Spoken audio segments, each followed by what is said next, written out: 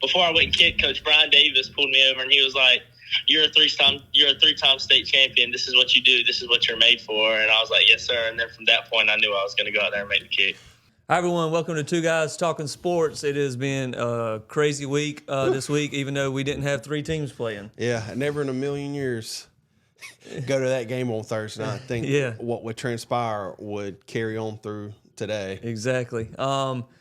Before we jump into it, this episode is sponsored by Anderson Brothers Bank. All your banking needs, go and see them. They've got multiple locations: Dillon, Marion, Mullins. So anywhere that you're at, you can probably find you an Anderson Brothers Bank. Yep. Well, let's just jump into it. Our game of the week this week was PD taking on Northwood.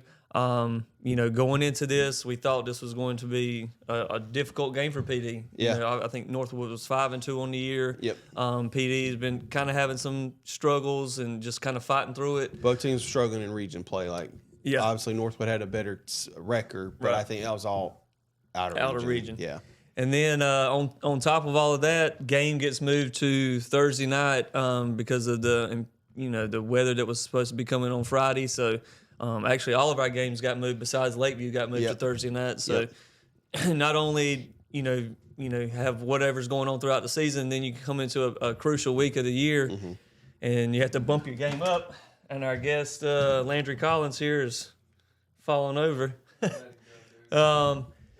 But you go into you get bumped up. That always is difficult to do, especially when it's last minute. Because I know I was talking to one of their assistant coaches. It was Wednesday, and I was just asking. I was like, "Is there a chance y'all get moved to Thursday?" Because Dillon got moved to Thursday, Mullins got moved to Thursday. A lot of the beach schools got moved to Thursday. He's like, "I'm hoping for it." And then about an hour later, got moved to Thursday. Yep. And you were there, so kind of tell us about the game because it was back and forth. I think PD jumped up big. Yeah. Northwood, came crawling back and and y'all will hear this a little bit later on in the episode. Yeah. We're going to be joined by Coach King and the young man that made the field goal, and that's the whole genesis of the viral video, Mr. Miles Trussell. But PD jumped out 14-0 lead. Had a nice little Miles Trussell actually had a touchdown catch. I know he had a rushing touchdown as well.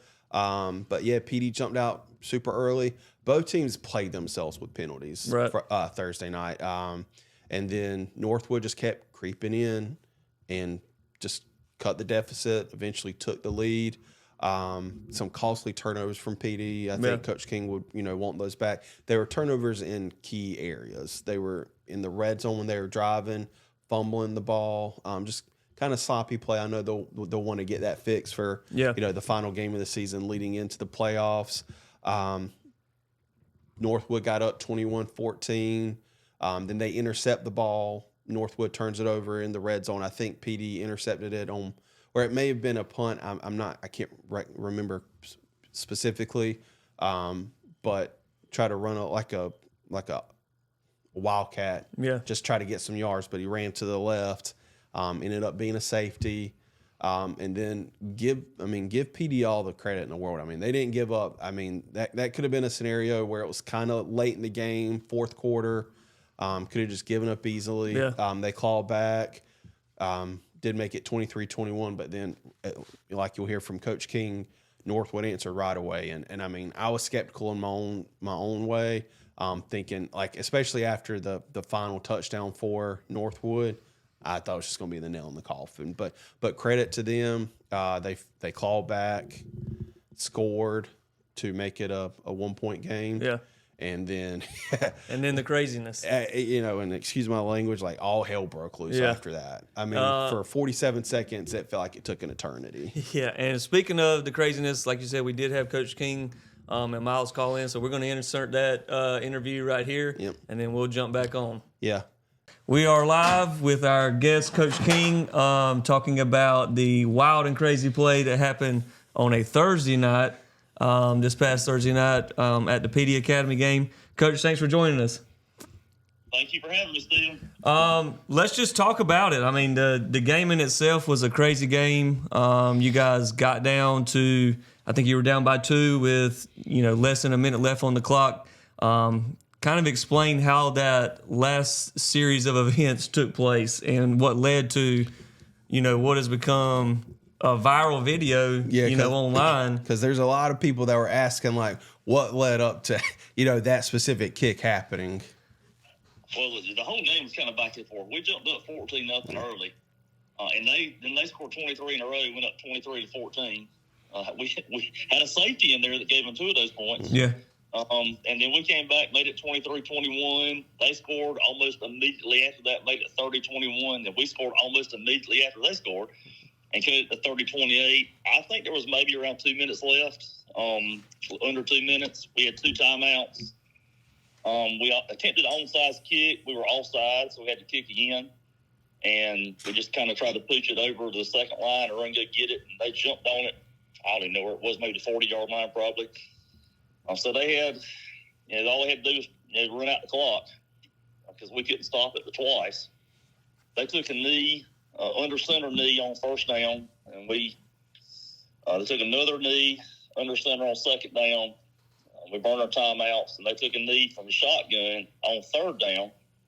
And, of course, the clock was running because we couldn't stop it. And it ran on down, and they got a delay game.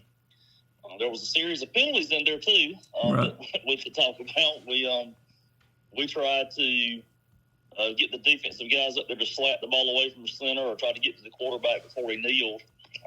And that led to a penalty from their side that gave us to back them up 15 yards on that. And then the delay of game backed it up 5 more. So we ended up with pretty good field position after the knees and those 20 yards of penalties.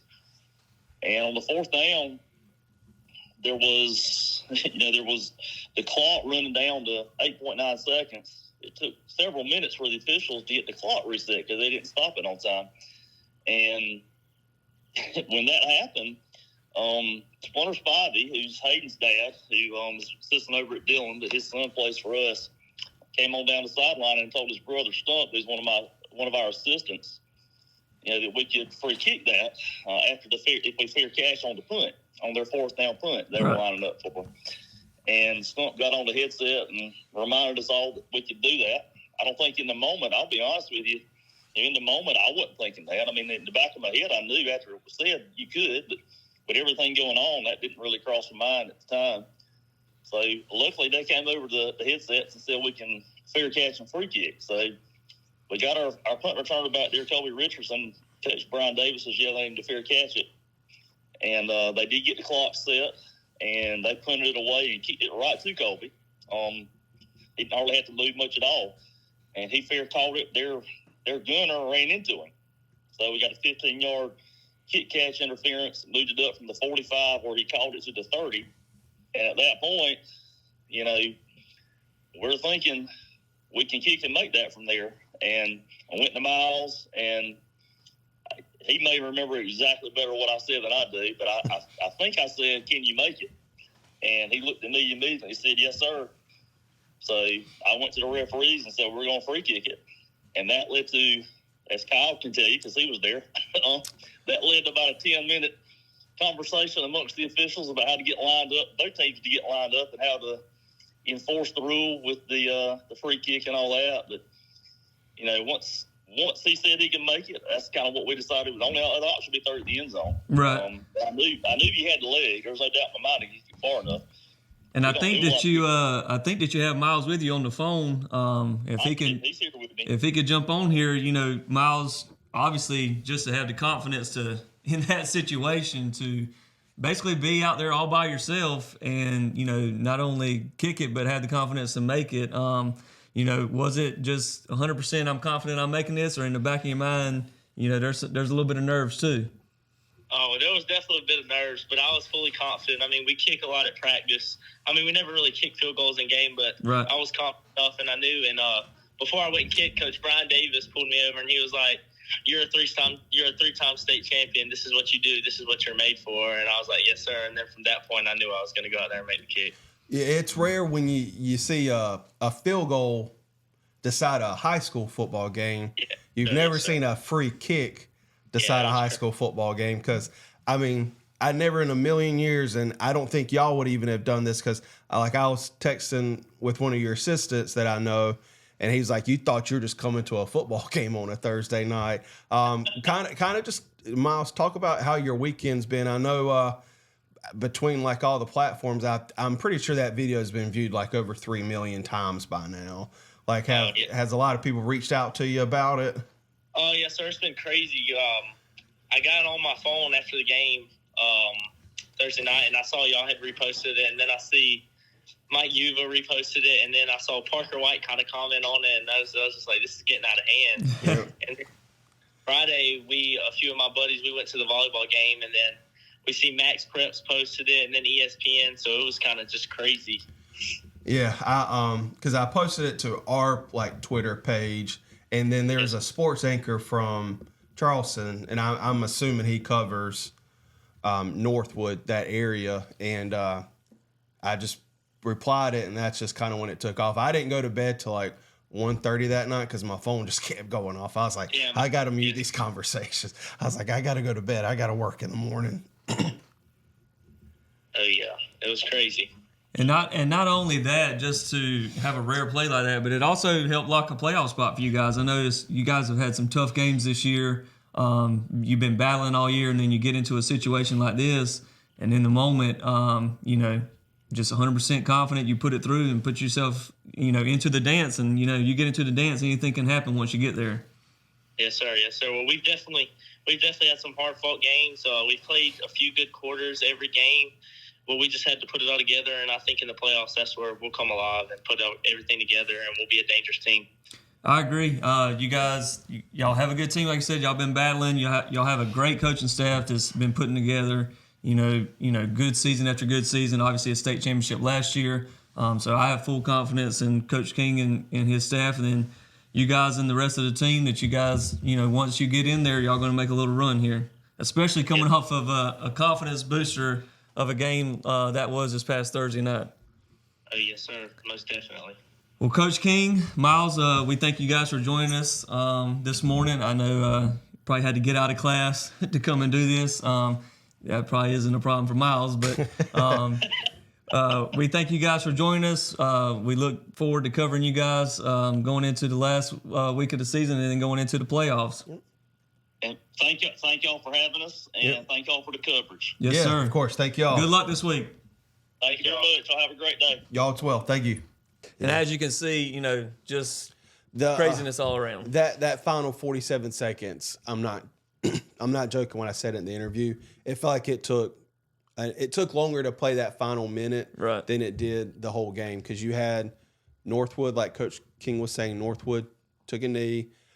One can argue, and I guess it's just the way you interpret the game, could view it as dirty. I can see how some people get upset about it because, you would think now before what transpired, maybe the game is over. Right.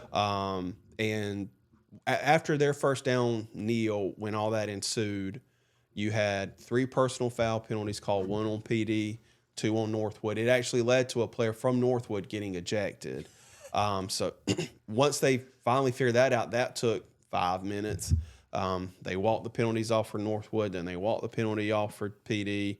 Then Northwood started doing the kneel from the shotgun. Right. And then they, like Coach King said, they took the knee, and the rest is history. Yeah. So obviously, if you haven't seen the video, it's posted. I think it's pretty on, much everywhere at this point. It's on. Go look on our Twitter page, our Facebook page.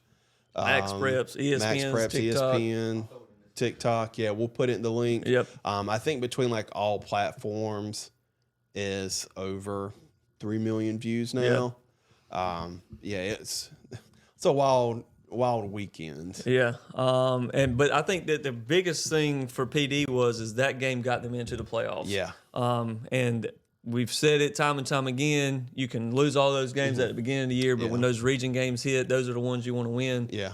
And, like I said, this was a region game for them. This was a crucial win because, like we told Coach King and Miles in the interview, all you got to do is get in. Yeah. And once you get in there, anything can happen. Yeah. And just like Miles said, they've been piecing together good quarters and, they pieced together a good game.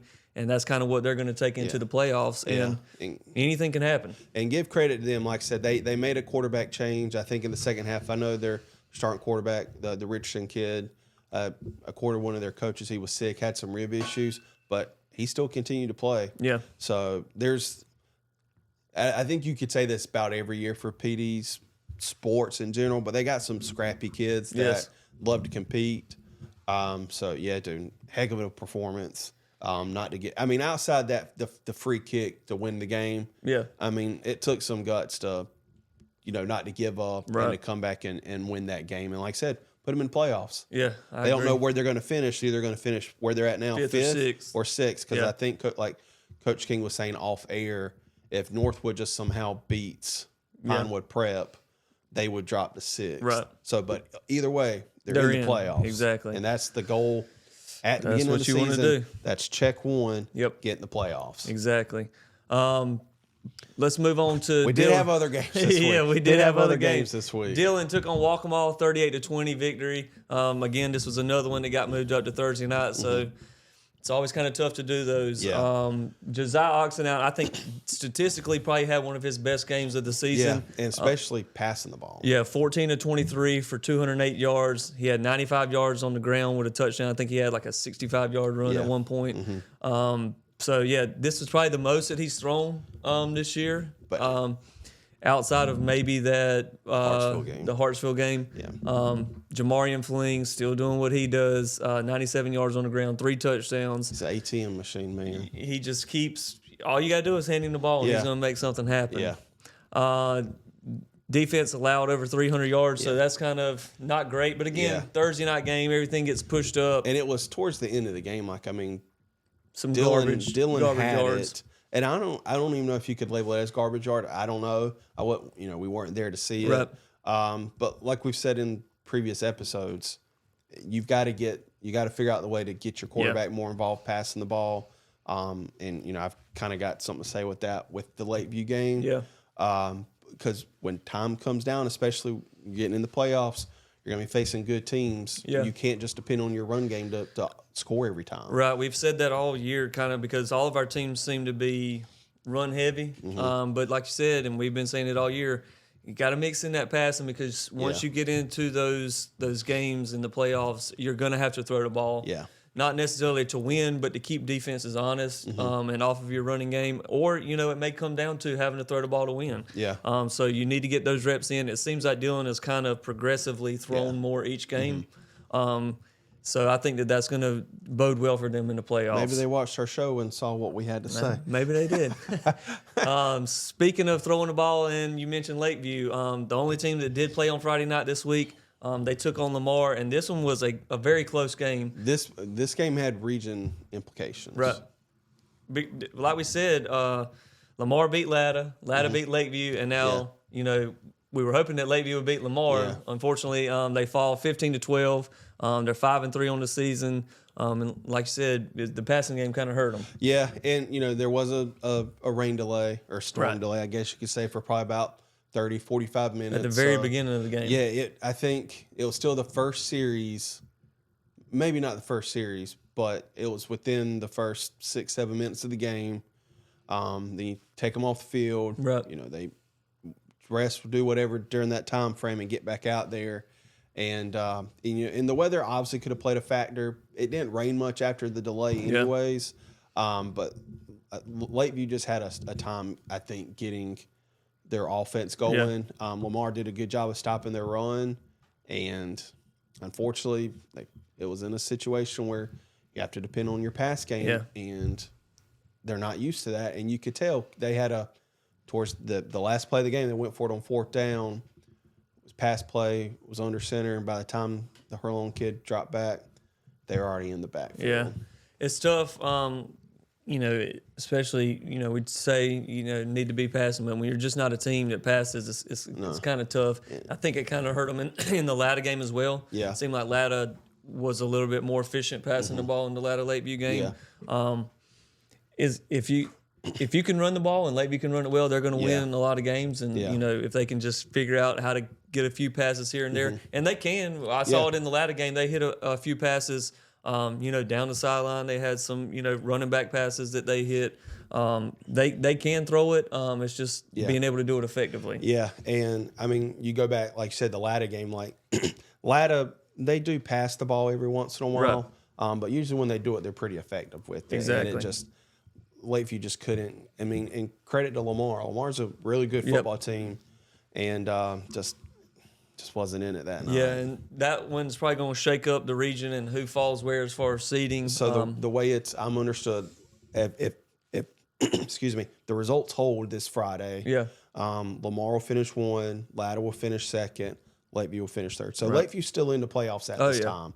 And I don't think whoever's 4th is anywhere close to taking over their spot. But like I said, they make the playoffs, so you never know what'll happen. Got to get in there.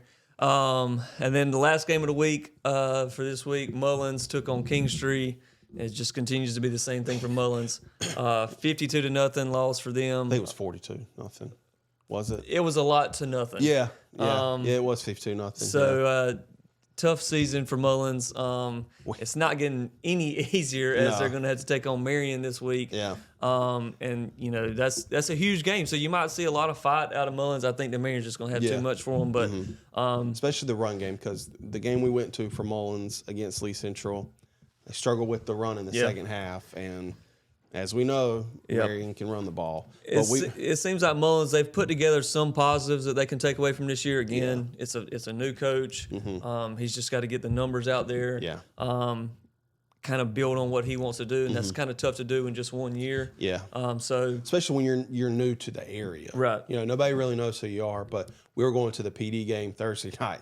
Sat in the stands, and I just happened to check the phone trying to see some score updates. And the Mullins game was already done. Yeah. So I don't know if they just started super early just so I they think can get they back. may have, and then it was also Running clock once you get that score up like that. Yeah. So that wraps up our Week 9 review. Obviously, DCS, Latta, and Marion were on a bye this week. Yep. Everybody's back in action this week. Yep. So let's Final jump week of into the Week 10 preview. Sponsored by Pier 41. You know, if you want good seafood, head on over there. I know your parents, they go a lot. They do. So it's some good food over there. If you're looking for some seafood, go. It's not a long drive either. It's just like driving to Florence. There you go. So go see Pier 41, get you some good seafood on a Saturday because you're going to be at games Friday nights. Exactly. Dillon is going to travel. They're going to take on Georgetown, last game of the year. For the regular season, Georgetown's 0-9. Should be an easy tune-up game for Dillon going into the playoffs. Should be the key word.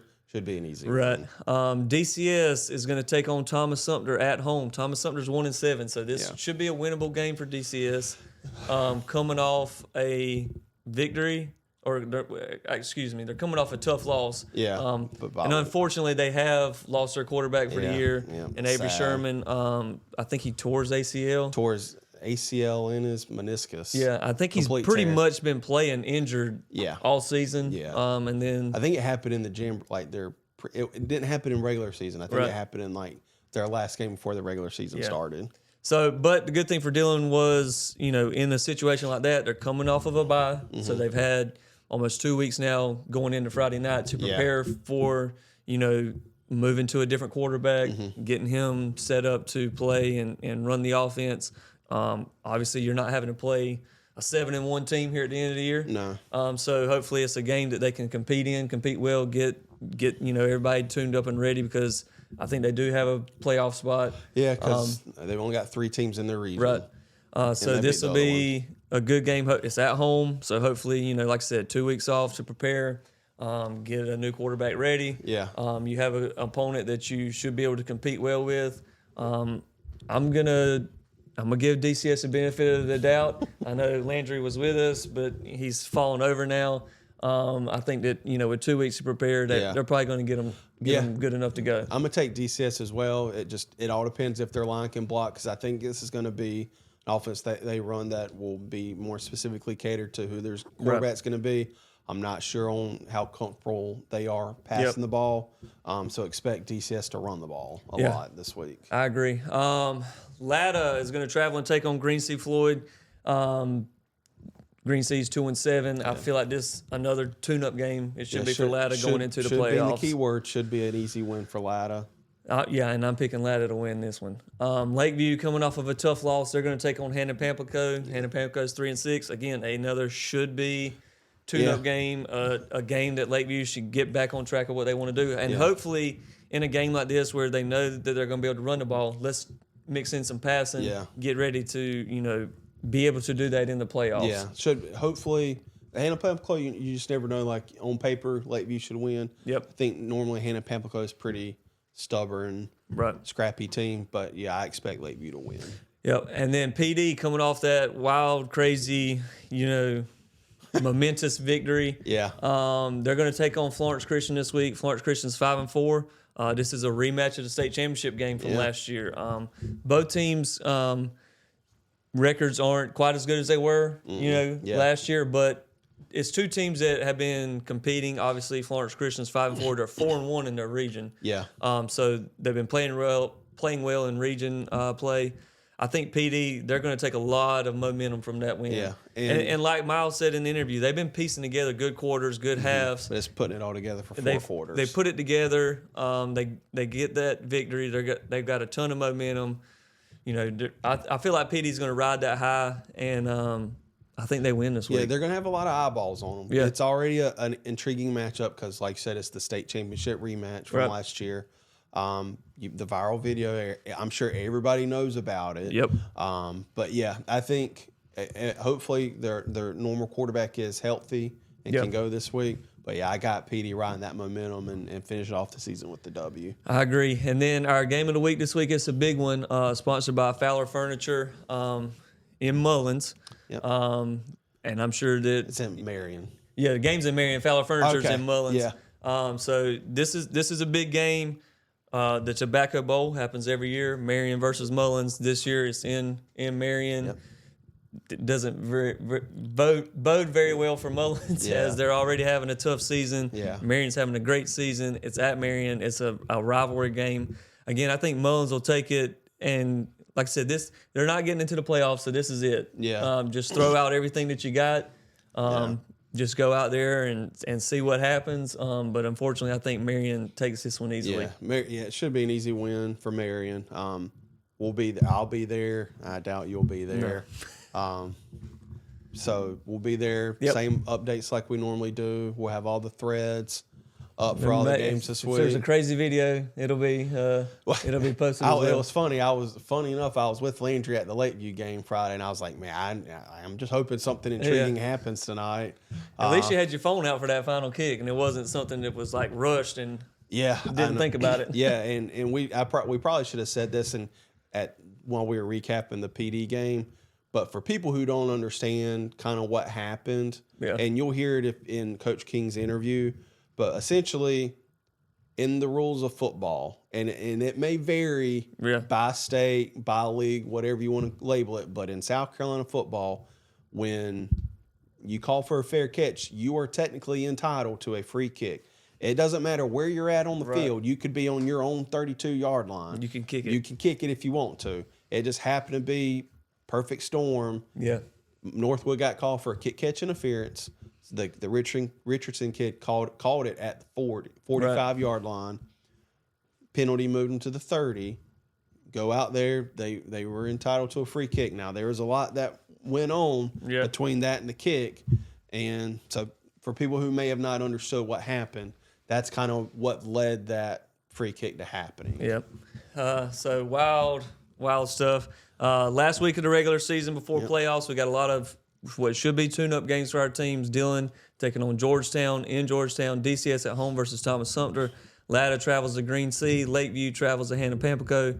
Obviously, Marion and Mullins, game of the week. Yep. That one's at Marion. Yep. And then PD will travel to Florence and take on Florence Christian this week. So. And it's like I said, it's last week of the season. The way it looks today, all of our teams except one will be in the playoffs. Right. So it's still we'll have a lot of stuff to continue covering throughout the playoffs. So make sure you join us again next week. We should know some seeding, who's playing who. Hopefully by this time next week. You should. And then unless there's weather delays. Right. So we'll be able to talk about playoffs and who's going where, who's playing who, where they're seeded.